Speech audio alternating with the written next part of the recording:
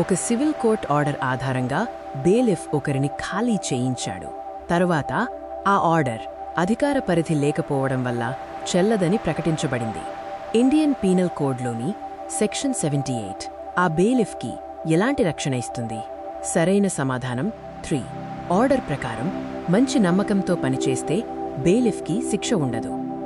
భారతీయ న్యాయ సంహిత 2023 ప్రకారం ఒక నేరస్థుడిని ఒకేసారి గరిష్టంగా ఎన్ని వరుస రోజులు సాలిటరీ కన్ఫైన్మెంట్లో ఉంచవచ్చు? సరైన సమాధానం 3. 14. పాత ఐపీసీ సెక్షన్ 73-74 ప్రకారం సాలిటరీ కన్ఫైన్మెంట్ ఒకేసారి 14 రోజులకు మించకూడదు. మధ్యలో విరామాలు తప్పనిసరి. మోటార్ వెహికల్స్ యాక్ట్ 1988 ప్రకారం నో ఫాల్ట్ లయబిలిటీ కింద మోటార్ యాక్సిడెంట్ వల్ల మరణం సంభవిస్తే చెల్లించవలసిన నిర్ణీత నష్టపరిహారం ఎంత? సరైన సమాధానం 2. 50,000 రూపాయలు.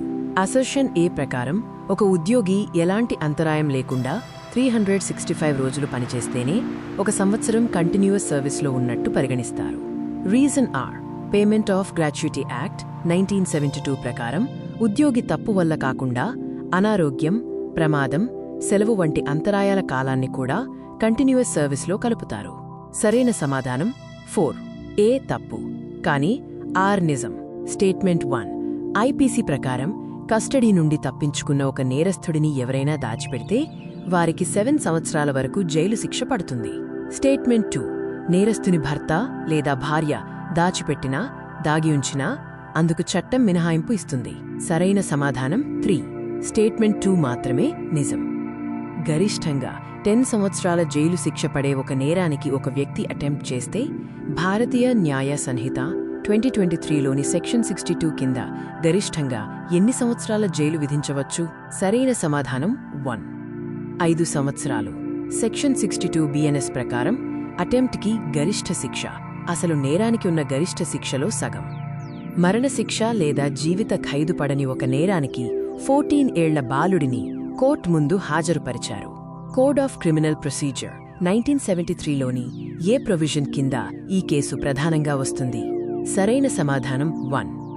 సెక్షన్ 27. భారతీయ నాగరిక సురక్ష సంహిత 2023లోని సెక్షన్ 291 ప్రకారం ఛార్జ్ ఫ్రేమింగ్ తేదీ నుండి ఎన్ని రోజుల్లోపు అక్యూజ్డ్ ప్లీ బార్గెనింగ్ కోసం దరఖాస్తు చేసుకోవచ్చు? సరైన సమాధానం 2. 30 రోజులు. భారతీయ న్యాయ సంహిత 2023 ప్రకారం ఒక వ్యక్తికి 4,000 రూపీస్ జరిమానా విధించి అతను చెల్లించకపోతే డిఫాల్టర్పై కోర్టు విధించగల గరిష్ఠ సింపుల్ ఇంప్రిజన్మెంట్ ఎంత? సరైన సమాధానం 4. 6 నెలలు. భారతీయ నాగరిక్ సురక్షా సంహిత 2023లోని సెక్షన్ 18 ప్రకారం పబ్లిక్ ప్రాసిక్యూటర్ లేదా అడిషనల్ పబ్లిక్ ప్రాసిక్యూటర్గా నియామకానికి అర్హత పొందాలంటే అడ్వకేట్గా కనీసం ఎన్ని సంవత్సరాల ప్రాక్టీస్ అవసరం? సరైన సమాధానం 3. 7 సంవత్సరాలు. ఇండియన్ ఎవిడెన్స్ యాక్ట్ 1872 ప్రకారం లేకపోతే అసంబంధమైన వాస్తవాలు ఎప్పుడు సంబంధమైనవిగా పరిగణించబడతాయి? సరైన సమాధానం 3. అవి ఒక ఫ్యాక్ట్ ఇన్ ఇష్యూతో లేదా రెలెవెంట్ ఫ్యాక్ట్తో అసంగతంగా ఉన్నప్పుడు. కోర్ట్ ట్రయల్లో డిఫెన్స్ లాయర్ కొన్ని పత్రాలను ఎవిడెన్స్గా తీసుకోవడాన్ని ఆబ్జెక్షన్ చేశాడు. ఇండియన్ ఎవిడెన్స్ యాక్ట్ 1872 కింద పబ్లిక్ డాక్యుమెంట్స్ మాత్రమే స్ట్రిక్ట్ ప్రూఫ్ లేకుండా అంగీకరించవచ్చని జడ్జ్ చెప్పాడు. కింది వాటిలో ఏది పబ్లిక్ డాక్యుమెంట్స్ కిందకు వస్తుంది? సరైన సమాధానం 4. పబ్లిక్ ఆఫీసర్స్ చేసే జ్యుడిషియల్, ఎగ్జిక్యూటివ్ చర్యలు. భారతీయ సాక్ష్య అధినియం 2023 కింద ఒక కాన్స్పిరేటర్ చెప్పిన విషయాలు మరో కాన్స్పిరేటర్కి వ్యతిరేకంగా అడ్మిసిబుల్ అవ్వాలంటే ఏ షరతు తీరాలి? సరైన సమాధానం 3. కాన్స్పిరసీ ఉందని నమ్మడానికి సహేతుకమైన ఆధారం ఉండాలి. ఈ వీడియోలో all India bar examination XX యొక్క 14 ప్రశ్నలకు సరైన సమాధానాలు మరియు వివరణలు తెలుసుకున్నాం. తదుపరి ప్రశ్నల కోసం వేరే వీడియో చూడండి. కోడ్ ఆఫ్ క్రిమినల్ ప్రొసీజర్ 1973లోని సెక్షన్ 30 ప్రకారం ఒక మ్యాజిస్ట్రేట్ 2 సంవత్సరాల జైలు, జరిమానా విధించి జరిమానా చెల్లించని డిఫాల్ట్కి గరిష్టంగా 6 నెలలు జైలు శిక్ష విధించవచ్చు. కాన్స్టిట్యూషన్ ఆఫ్ ఇండియా ప్రకారం 86th కాన్స్టిట్యూషనల్ అమెండ్మెంట్ తర్వాత 6 ఏళ్లలోపు పిల్లల ఎర్లీ చైల్డ్హుడ్ కేర్ ఎడ్యుకేషన్ కోసం సవరించబడిన directive principle article 45. Code of civil procedure 1908 ప్రకారం ఒక ఎగ్జిక్యూషన్ ఆర్డర్ని అప్పీల్లో సవాలు చేసినప్పుడు డిక్రీ ఇచ్చిన కోర్ట్ని సెక్యూరిటీ తీసుకోమని అపెలేట్ కోర్ట్ ఆదేశించగలదు. కోడ్ ఆఫ్ సివిల్ ప్రొసీజర్ 1908 ప్రకారం రూల్ కమిటీలో న్యాయపరమైన సభ్యులుగా 3 హైకోర్టు జడ్జెస్ ఉంటారు.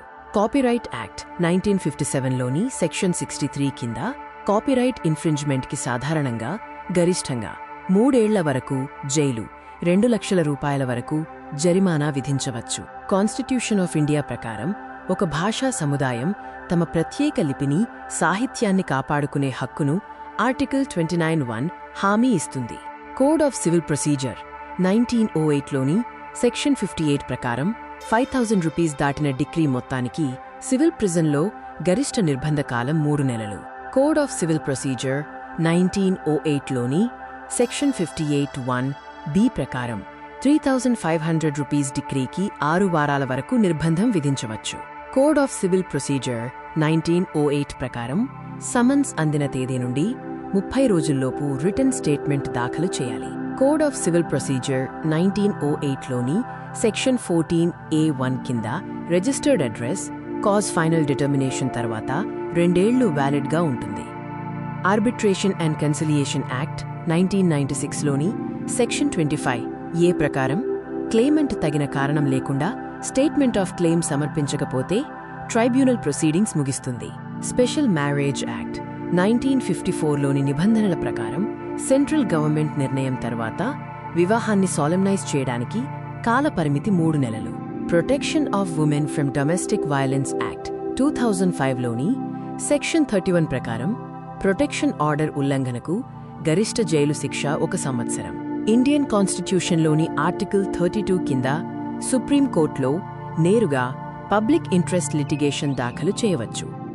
ల్యాండ్ అక్విజిషన్ యాక్ట్ 1894లోని సెక్షన్ 9 ప్రకారం నోటీస్ ప్రచురణకు ఆసక్తిగల వ్యక్తులు కలెక్టర్ ముందు హాజరు కావడానికి మధ్య కనీసం 15 రోజులకు తక్కువ కాని వ్యవధి ఉండాలి. ప్రజా ప్రయోజన విషయాల్లో ఒక పౌరుడు మ్యాజిస్ట్రేట్ కోర్టులో public case code of criminal procedure 1973లోని సెక్షన్ 133 కింద దాఖలు చేయవచ్చు. ఇన్కమ్ ట్యాక్స్ యాక్ట్ 1961లోని సెక్షన్ 44(a)(2)(i) ప్రకారం బిజినెస్ ప్రొఫెషన్ నుండి ఆదాయం ₹120,000 దాటితే ఒక వ్యక్తి బుక్స్ ఆఫ్ అకౌంట్ నిర్వహించాలి. ప్యాటెంట్స్ యాక్ట్ 1970 ప్రకారం సెక్షన్ 35 కింద సీక్రెసీ డైరెక్షన్ విధించినప్పుడు నిర్ణీత కాలం ముగిసిన తర్వాత కూడా ప్యాటెంట్ అప్లికేషన్ ప్రచురణ ఆగిపోతుంది.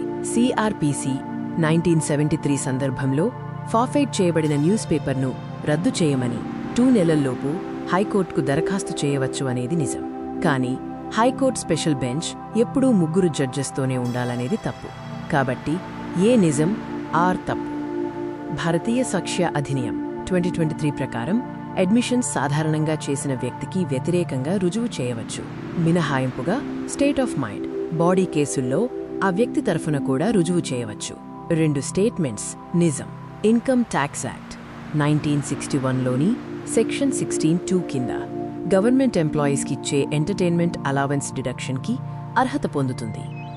నెగోషియబుల్ ఇన్స్ట్రుమెంట్స్ యాక్ట్ 1881 ప్రకారం కన్సిడరేషన్ లేకుండా చేసిన ఇన్స్ట్రుమెంట్ పార్టీల మధ్య చెల్లింపు బాధ్యతను సృష్టించదు. కన్సిడరేషన్ కొంత విఫలమైతే హోల్డర్ వాస్తవంగా అందిన భాగాన్ని మాత్రమే వసూలు చేయగలడు. 2 స్టేట్మెంట్స్ నిజం. ఎన్వైర్న్మెంట్ ప్రొటెక్షన్ యాక్ట్ 1986 ప్రకారం కంపెనీ నేరం చేస్తే దాని బాధ్యత గల అధికారులు కూడా బాధ్యులు కావచ్చు. తనకు తెలియదని రుజువు చేస్తే అధికారి తప్పించుకోవచ్చు. కంక్లూజన్ ఐ మాత్రమే వర్తిస్తుంది.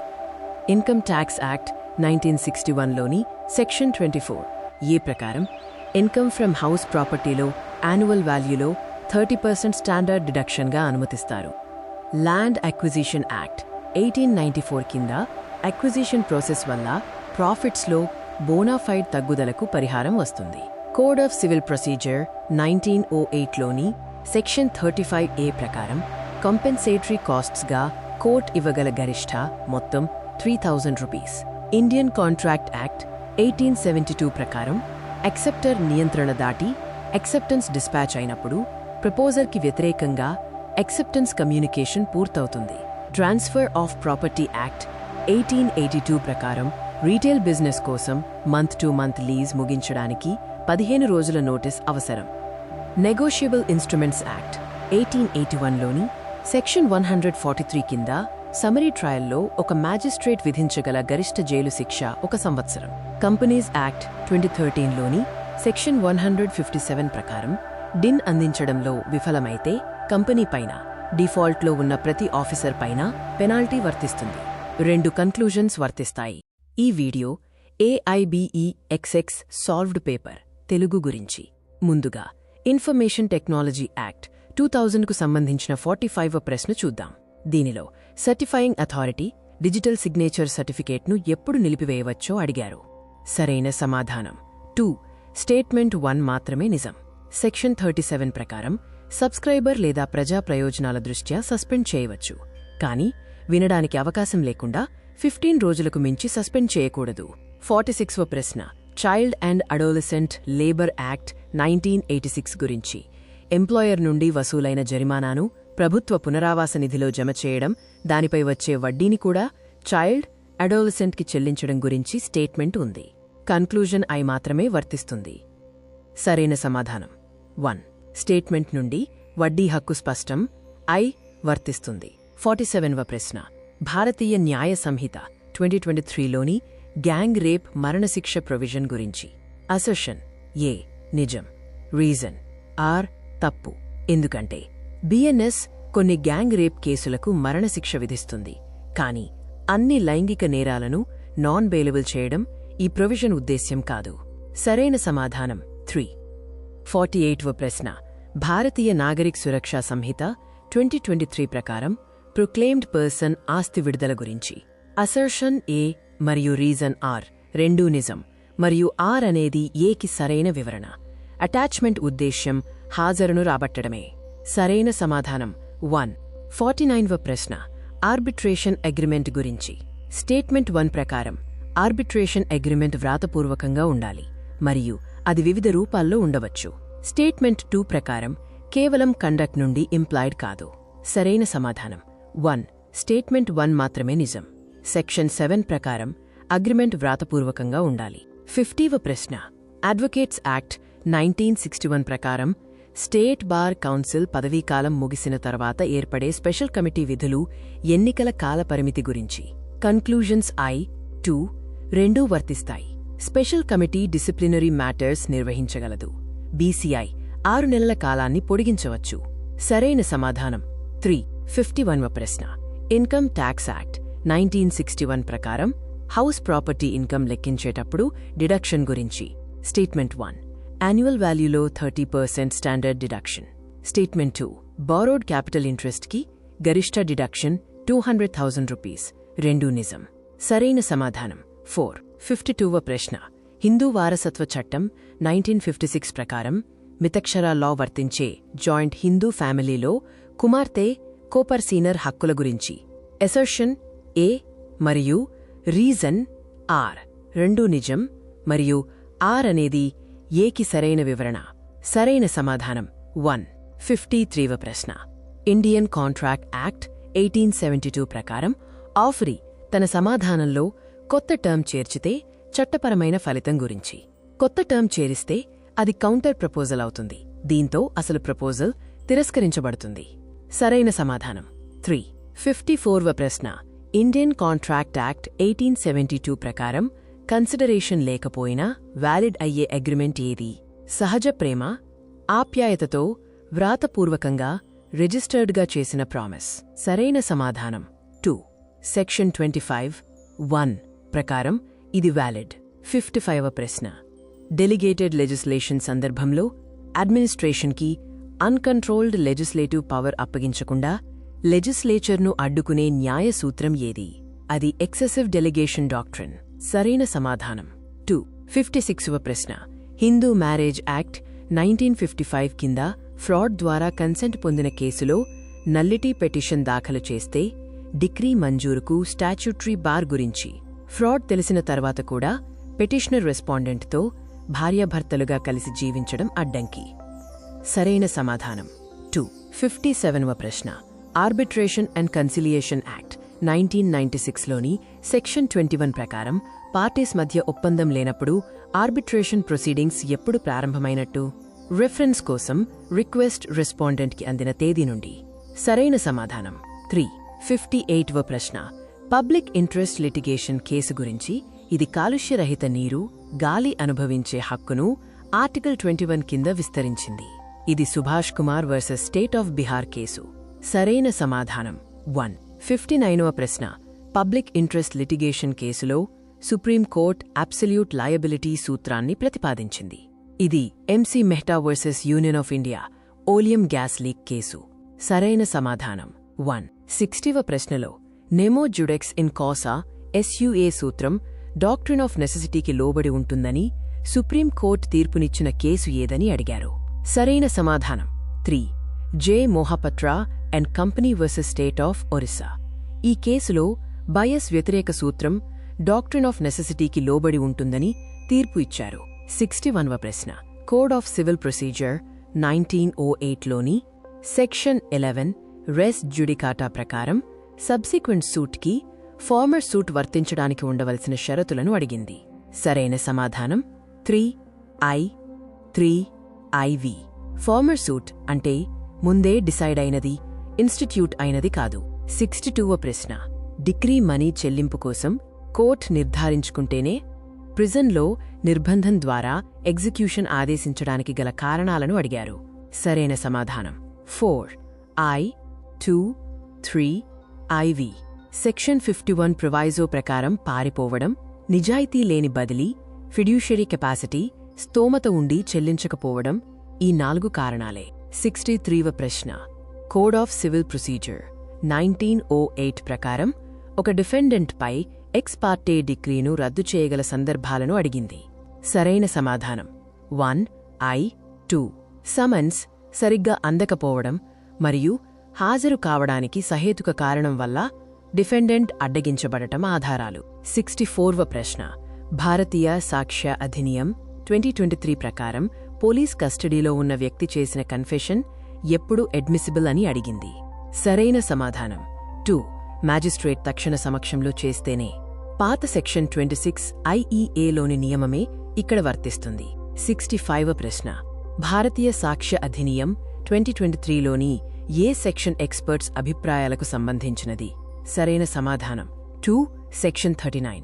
ఇది పాత సెక్షన్ 45 IEAకి సమానం. 66వ ప్రశ్న. భారతీయ సాక్ష్య అధినియం 2023 ప్రకారం కింది వాటిలో ఏ స్టేట్మెంట్ తప్పు అని అడిగింది? సరైన సమాధానం 2. అబ్సల్యూట్ వ్రాతపూర్వక టర్మ్కు విరుద్ధంగా ఉన్న ఓరల్ అగ్రీమెంట్ రుజువు చేయలేరు. 67వ ప్రశ్న. హిందూ మ్యారేజ్ యాక్ట్ 1955 ప్రకారం డిగ్రీస్ ఆఫ్ ప్రొహిబిటెడ్ రిలేషన్షిప్లో ఉన్న సందర్భాలను అడిగింది. సరైన సమాధానం 4I 2-3IV. సెక్షన్ 3G ప్రకారం పేర్కొన్న 4 వర్గాలు ఈ నిర్వచనంలో ఉన్నాయి. 68వ ప్రశ్న. సహజ పర్యావరణాన్ని కాపాడి మెరుగుపరిచే ప్రతి పౌరుని ఫండమెంటల్ డ్యూటీను కాన్స్టిట్యూషన్ ఆఫ్ ఇండియాలోని ఏ ఆర్టికల్ నిర్దేశిస్తుంది? సరైన సమాధానం 3. Article 51 ARG. 69వ ప్రశ్న. Dissolution of Muslim marriages act 1939లోని సెక్షన్ 2 కింద వివాహ రద్దు డిక్రీకి కారణాలను అడిగింది. సరైన సమాధానం 4. ఇవేవీ కాదు. ఎందుకంటే ప్రశ్నలో ఇచ్చిన కాలపరిమితులు చట్టంలోని నిజమైన కాలపరిమితులతో సరిపోలడం లేదు. 70వ ప్రశ్న. ఇన్ఫర్మేషన్ టెక్నాలజీ యాక్ట్ 2000 ప్రకారం ఇంటర్మీడియరీ నిర్వచనంలో కింది వాటిలో ఏవి ఉంటాయి? సరైన సమాధానం 4I 2-3IV. Telecom providers, search engines, cyber cafes, online auction sites అన్నీ సెక్షన్ 21W ప్రకారం ఇంటర్మీడియరీ నిర్వచనంలో ఉన్నాయి. 71వ ప్రశ్న. ఆర్బిట్రేషన్ అండ్ కన్సిలియేషన్ యాక్ట్ 1996లోని సెక్షన్ 37 కింద కింది ఏ ఆర్డర్ అపీల్ చేయదగినది కాదు? సరైన సమాధానం 2. సెక్షన్ 11 కింద ఆర్బిట్రేటర్ నియమించడానికి నిరాకరించడం. సెక్షన్ 37 జాబితాలో సెక్షన్ 11 లేదు. 72వ ప్రశ్న. అడ్వకేట్స్ యాక్ట్ 1961లోని సెక్షన్ 9A కింద లీగల్ ఎయిడ్ కమిటీ సభ్యుల సంఖ్య ఎంత ఉండాలని అడిగింది? సరైన సమాధానం 3. 9కి మించకుండా 5కు తక్కువ కాకుండా. 73వ ప్రశ్న అడ్వకేట్స్ యాక్ట్ 1961లోని ఏ section bar council of India యొక్క డిసిప్లినరీ పవర్స్ను నిర్దేశిస్తుంది? సరైన సమాధానం 2 సెక్షన్ 36. ఇది బార్ కౌన్సిల్ ఆఫ్ ఇండియా యొక్క డిసిప్లినరీ పవర్స్ను తెలుపుతుంది. 74వ ప్రశ్న జనరల్ డిఫెన్సెస్ ఇన్ టాట్ను లీడింగ్ కేసెస్తో జతపరచమని అడిగింది. సరైన సమాధానం CI3, II4, II1, IV2. Act of God, Nichols vs. Marsland. Consent, Hall vs. Brooklands. Statutory authority, Vaughan vs. Taft Vale. Necessity, Kirk vs. Gregory. 75వ ప్రశ్న వినియోగదారుల రక్షణ చట్టం 2019 ప్రకారం సెంట్రల్ కన్స్యూమర్ ప్రొటెక్షన్ కౌన్సిల్లోని సభ్యుల గురించి అడిగింది. సరైన సమాధానం 3 ఒక చైర్పర్సన్ మరియు నిర్దేశించబడిన ఇతర సభ్యులు. 76వ ప్రశ్న ప్రియాంబుల్ రాజ్యాంగంలో భాగం కాదని సుప్రీంకోర్టు తీర్పు ఇచ్చిన కేసును అడిగింది. సరైన సమాధానం 3 in re the Berubari union and exchange of enclaves. తదనంతరం కేశవానంద భారతి కేసులో దీనిని భాగమని నిర్ధారించారు. 77వ ప్రశ్న అంతర్జాతీయ ఒప్పందాలను అమలు చేయడానికి పార్లమెంట్ చట్టాలు చేసే అధికారం గురించి అడిగింది. సరైన సమాధానం 3 ఆర్టికల్ 253. ఈ ఆర్టికల్ అంతర్జాతీయ ఒప్పందాలను అమలు చేయడానికి పార్లమెంట్ చట్టాలు చేయగలదని తెలుపుతుంది. 78వ ప్రశ్న రైట్ టు ప్రైవసీ గురించి సుప్రీంకోర్టు చర్చించిన తీర్పులను అడిగింది. సరైన సమాధానం 4 I, 2, 3, IV. పేర్కొన్న 4 తీర్పుల్లోనూ ప్రైవసీ హక్కు చర్చకు వచ్చింది. 79వ ప్రశ్న యూనియన్ ఆఫ్ ఇండియా భూభాగాన్ని వేరే దేశానికి అప్పగిస్తే అవసరమైన చర్యను అడిగింది. సరైన సమాధానం 4 parliamentary enactment, constitutional amendment plus executive చర్య. బెరుబారి ఒపీనియన్ ప్రకారం అమెండ్మెంట్ తప్పనిసరి. 80వ ప్రశ్న ఆర్టికల్ 143 కింద సుప్రీంకోర్టిచ్చే అడ్వైజరీ ఒపీనియన్ను జ్యుడీషియల్ ప్రెసిడెంట్గా పరిగణించవచ్చా అని అడిగింది. సరైన సమాధానం 4 అవును, ఎందుకంటే అది ఓపెన్ కోర్టులో ప్రకటించబడుతుంది. 81వ ప్రశ్న ఒక డెఫమేషన్ క్రిమినల్ ట్రయల్లో హైకోర్టు వార్తా ప్రచురణను నిషేధించడానికి ఉపయోగించిన రాజ్యాంగ శక్తి గురించి అడిగింది. సరైన సమాధానం 3 ఇన్హెరెంట్ పవర్, స్వాభావిక అధికారం. 82వ ప్రశ్న రైట్ టు ఇన్ఫర్మేషన్ను ఫండమెంటల్ రైట్గా ప్రకటించడానికి సుప్రీంకోర్టు ఉపయోగించిన ప్రొవిజన్ గురించి అడిగింది. సరైన సమాధానం 2 కాన్స్టిట్యూషన్లోని ఆర్టికల్ 19(1)(a). 83వ ప్రశ్న validation of certain acts and regulations గురించి తెలిపే రాజ్యాంగంలోని షెడ్యూల్ను అడిగింది. సరైన సమాధానం 1 షెడ్యూల్ 9. 84వ ప్రశ్న ఆర్టికల్ 32 గురించి స్టేట్మెంట్స్ను పరిశీలించమని అడిగింది. సరైన సమాధానం 4 అన్ని స్టేట్మెంట్స్ నిజం. ఆర్టికల్ 32 లోకస్ స్టాండీ ఎదుటి పక్షం గురించి మౌనంగా ఉంటుంది మరియు 6వ రకం రిట్కు అవకాశం కల్పిస్తుంది. 85వ ప్రశ్న లోవర్ జ్యుడిషియరీపై కంటెంప్ట్ను ఎవరు పరిష్కరిస్తారు అని అడిగింది. సరైన సమాధానం 4 లోవర్ జ్యుడిషియరీపై కంటెంప్ట్ను సంబంధిత హైకోర్టు పరిష్కరించగలదు.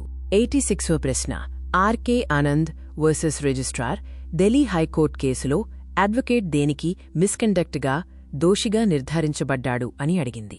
సరైన సమాధానం 3 ఒక విట్నెస్ను ప్రభావితం చేయడానికి ప్రయత్నించి క్రిమినల్ ట్రయల్లో జోక్యం చేసుకోవడం. 87వ ప్రశ్న హిందూ మ్యారేజ్ యాక్ట్లోని అంశాలను సెక్షన్లతో జతపరచమని అడిగింది. సరైన సమాధానం CI4 పిల్లల చట్టబద్ధత సెక్షన్ 16, II3 బిగమీ శిక్ష section 17, III1 judicial separation section 10, IV2 voidable marriages section 12. 88వ ప్రశ్న ఇండియన్ కాంట్రాక్ట్ యాక్ట్ 1872 ప్రకారం కోష్యూరిటీస్ ఉన్నప్పుడు ప్రిన్సిపల్ డెప్టర్ చెల్లించని భాగాన్ని ఎలా భరిస్తారు అని అడిగింది. సరైన సమాధానం 3 కోష్యూరిటీస్ చెల్లించని భాగాన్ని సమానంగా పంచుకుని భరిస్తారు. 89వ ప్రశ్న స్పెసిఫిక్ రిలీఫ్ యాక్ట్ 1963 ప్రకారం మూవేబుల్ ప్రాపర్టీని డిఫెండెంట్ను ప్లెయింటిఫ్కి ఎప్పుడు అప్పగించమని ఆదేశించవచ్చు అని అడిగింది. సరైన సమాధానం 1 ఆ ఆస్తిని ప్లెయింటిఫ్కి ఏజెంట్ ట్రస్టీగా కలిగి ఉన్నప్పుడు. ఈ వీడియోలో మేము AIBEXX సాల్వ్డ్ పేపర్ తెలుగులోని ప్రశ్నలను చర్చిస్తాము. మొదటి ప్రశ్న అడ్మినిస్ట్రేటివ్ ట్రైబ్యునల్స్ యాక్ట్ 1985 ప్రకారం జాయింట్ అడ్మినిస్ట్రేటివ్ ట్రైబ్యునల్ యొక్క అధికార పరిధి మరియు కోర్టు ధిక్కారం విషయంలో ట్రైబ్యునల్ యొక్క అధికారాల గురించి ఉంది. 2 స్టేట్మెంట్స్.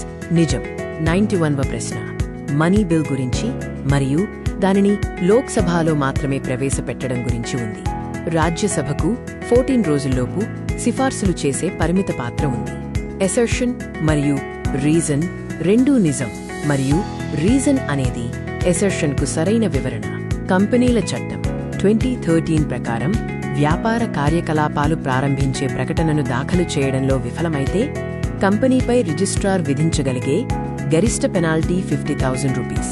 ఇండియన్ పీనల్ కోడ్లోని సెక్షన్ 72 ప్రకారం ఒక వ్యక్తి అనేక నేరాలకు పాల్పడి ఏ నేరం జరిగిందో స్పష్టత లేకపోతే అతి తక్కువ శిక్షగల నేరానికి శిక్ష విధించడం ద్వారా అనుపాత న్యాయం నిర్ధారించబడుతుంది. Child and adolescent labour prohibition and regulation act 1986 ప్రకారం వారపు సెలవు దినాన్ని 3 నెలలలోపు మార్చడం చెల్లదు. కాబట్టి 2 నెలల్లో మార్చడం ఇన్వాలిడ్. కన్స్యూమర్ ప్రొటెక్షన్ యాక్ట్ 2019 నిర్వచనం ప్రకారం పునఃవిక్రయం లేదా ఏదైనా వాణిజ్య ప్రయోజనం కోసం వస్తువులు కొనే వ్యక్తి వినియోగదారుగా పరిగణించబడడు. ఆర్టికల్ 72 ప్రకారం కోర్ట్ మార్షల్ విధించిన శిక్షలలో మినహాయింపులు, ఉపశమనం లేదా శిక్షను తగ్గించే అధికారం రాష్ట్రపతికి ఉంది. అయితే ఇది గవర్నర్ అధికారాలను పూర్తిగా రద్దు చేయదు. Protection of women from domestic violence act 2005 ప్రకారం దేశీయ హింసను నిరోధించడానికి మ్యాజిస్ట్రేట్ ప్రొటెక్షన్ ఆర్డర్ జారీ చేయవచ్చు. ఈ ప్రశ్నకు సరైన సమాధానం ఇచ్చిన ఆప్షన్ల ఆధారంగా కన్క్లూజన్స్ I మరియు 2 రెండూ వర్తిస్తాయి. మోటార్ వెహికల్స్ యాక్ట్ 1988 ప్రకారం డ్రైవింగ్ లైసెన్స్ దరఖాస్తులో లైసెన్సింగ్ అథారిటీ అధికార పరిధిని దరఖాస్తుదారు సాధారణంగా నివసించే లేదా వ్యాపారం నిర్వహించే స్థలం నిర్ణయిస్తుంది. ఇండియన్ పీనల్ కోడ్లోని సెక్షన్ 57 కింద జీవిత ఖైదు పొందిన ఒక కాన్విక్ట్కు రెమిషన్ పరిగణించేటప్పుడు కోర్ట్ ఫ్రాక్షన్స్ లెక్కింపు కోసం జీవిత ఖైదును 20 సంవత్సరాలకు సమానంగా లెక్కిస్తుంది. పేమెంట్ ఆఫ్ గ్రాట్యుయిటీ యాక్ట్ 1972 ప్రకారం ప్రమాదం లేదా వ్యాధి వల్ల ఉద్యోగి మరణం లేదా అంగవైకల్యం సంభవిస్తే గ్రాట్యుయిటీ చెల్లింపుకు 5 సంవత్సరాల కంటిన్యూయస్ సర్వీస్ షరతు వర్తించదు.